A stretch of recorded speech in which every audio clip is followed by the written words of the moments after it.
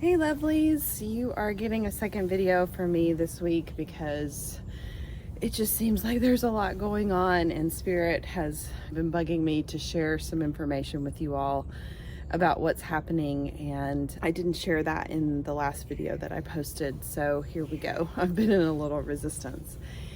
So some of you that are tuning in, probably a lot of you that are tuning in, are very attuned and aware of the subtle energies that are playing out behind the scenes in most things. And one of the things that I've personally been really working on is trusting my intuition even more. I know that's silly because I do this for a living and you'd think, oh, Katie probably trusts her intuition all the time, but it's expanding. It's continuing to expand for me every day. And one of the things that I am picking up on in the subtle energies right now is that there is this kind of energetic battle going on between the old and the new.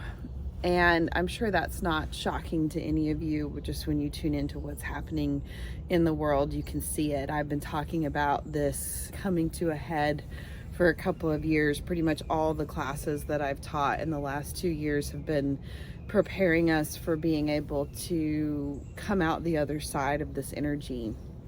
But what I'm noticing personally, and I ask the guides to really help me talk about this in a neutral way, because I think when we hear battle, we immediately go to right, wrong, good, bad, and that's not really how I'm interpreting the energies. I was trying to explain this to my partner this morning and kind of struggling to impart it in my feminine wisdom to his masculine brain about what's really going on.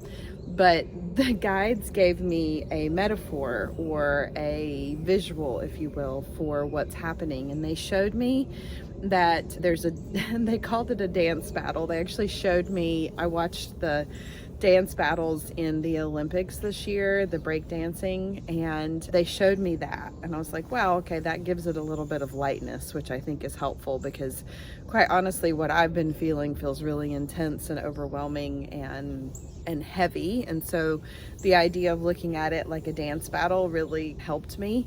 And so what they showed me is that there's the old masculine energies that are very imbalanced and rooted in hustle and force and war and overtaking and manipulating and taking over things.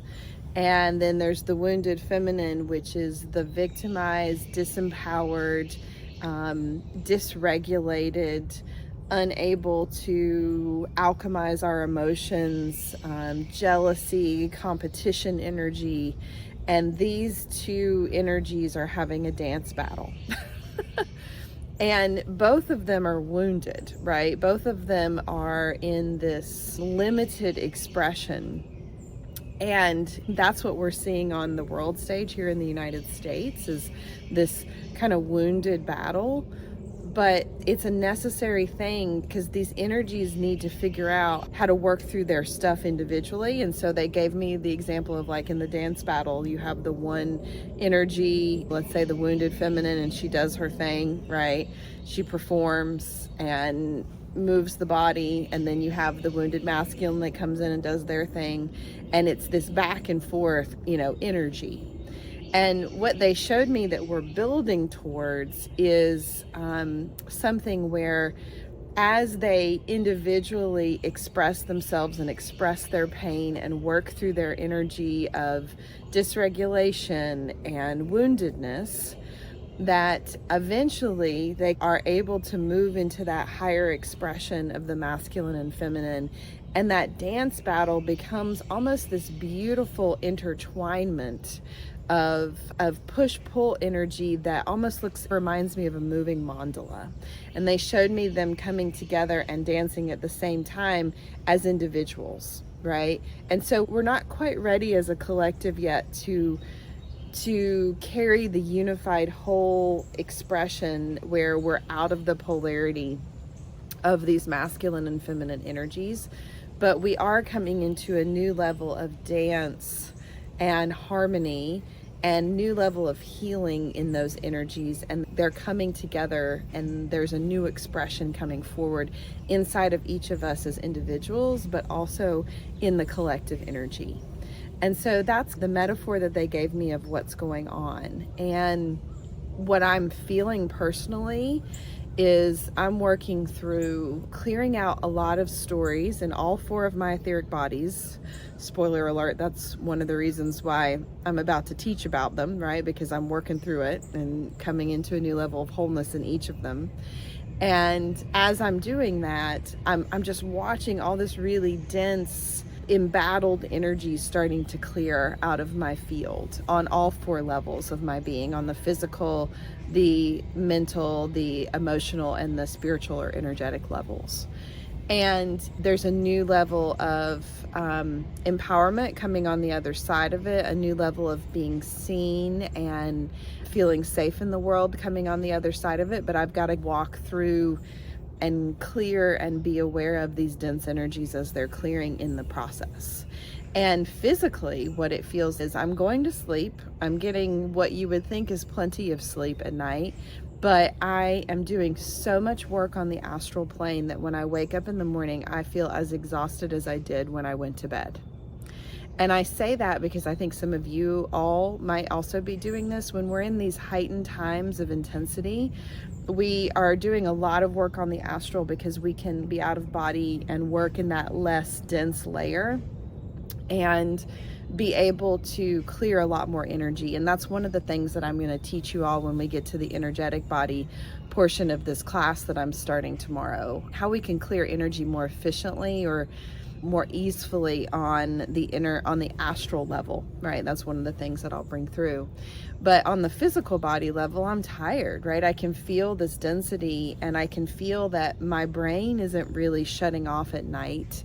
And so when I get up during the day, I can do all the things, and I physically have energy, but mentally I don't have a lot of capacity beyond what I have to get done. And so some of you might be experiencing that too, because when we're working on the astral like this, it can be really intense, and it can feel like we're just working 24/7.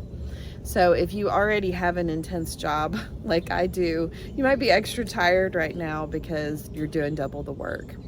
And also think that as we get closer to the election, this is going to intensify, but I do think it's going to run, this kind of shift that we're moving through is probably going to continue as Pluto moves through its final dance with Capricorn. I think the end of it is on the 19th. And personally, I have something big that's coming out on the 20th that I'll share with you all about later.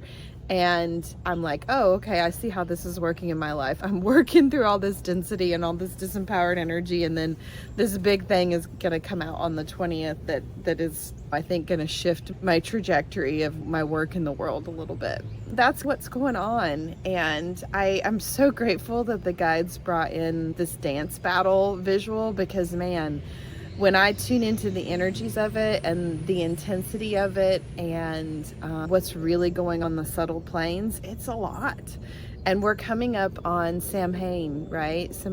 I never can say that. We're coming up on Halloween. That's the accepted term, right? The Day of the Dead in certain traditions. And it's when the veil thins. And this time of year, man, Scorpio season, when the veil thins, like, we're working with the shadows, we're working with like entities and creepy crawly energies, and all of those are just reflections of our own internal pain and trauma, right? Like when we have a lot of trauma, it can take these very interesting forms on the energetic plane, and it can do really damaging things to ourselves and to other people. And so I try not to spend too much time talking about that with you all because I don't want to scare you, but that's what we're working with right now. It's really sticky, wonky energy. And so I think that's why the guides wanted me to bring this class through. I felt, oh my gosh, I got to get this out, and I didn't have a lot of time to market it. But they really want you all to be able to come back into your center through this, because the way that you navigate these next like 10 days or so is really important. And the more centered you are and the more grounded you are in your own personal expression and in these 4 etheric bodies, these 4 levels of self, the more empowered you're going to be on the other side of this shift, and the more things are going to change for you, and it will be easier, right? So really they're trying to help me help you all to have a little bit of a cheat code here to get through things. And I'm going to bring through a lot of really cool information. Like a lot of the stuff that I'm going to teach in this class, I take for granted that I know it, and I'll casually drop it into a session or a conversation sometimes, and with clients that I've had for a while, and they're like, how come you've never told me that? I'm like, oh, I guess I've never taught that to anybody. And so it's just all these like things that when you understand energetic anatomy of these 4 aspects of self, and you understand these different tools, like life just gets a little bit easier, and you feel like when you're going through dense times like this, like you have a really robust toolkit that you can turn to. And so I hope y'all will check it out. We are going to start tomorrow with the physical body as our first aspect of self, or etheric body, that we're going to work on. We're going to work on learning about our subconscious body process control room. We're going to do some root chakra work. We're going to also work on our original cell that was created when we came into body, that holds the template of so many things. Yeah, we're just going to do a lot of really cool things in class. So I hope you'll join us. And I have a couple of people that have agreed to give scholarship money towards people that can't afford it, because I put it out and I said, hey, just let me know if you can't afford the class. And so I've already had a couple of people reach out to help sponsor that. I always trust that when I do that, that spirit will work it out, and somehow I'll be whole on the other side of it for the energy that I'm putting towards something. So if you're looking at that class and you really want to join and you feel like you can't afford it, just send me an email, katie@zenwithinacademy.com, and we will work something out. Okay, so I'll put the link to that below this video, and y'all just take good care of yourselves, right? This is big work that we're doing, and you might be feeling it. You might be really tired. Okay, all right, so have a great day, everyone. Thanks for watching, and hopefully I'll see some of you on Wednesday night for this class as we get kicked off. And it will be recorded, so if you can't join live, that's totally okay. This will be something you have access to for life. Okay, all right, bye everyone. Thanks for watching.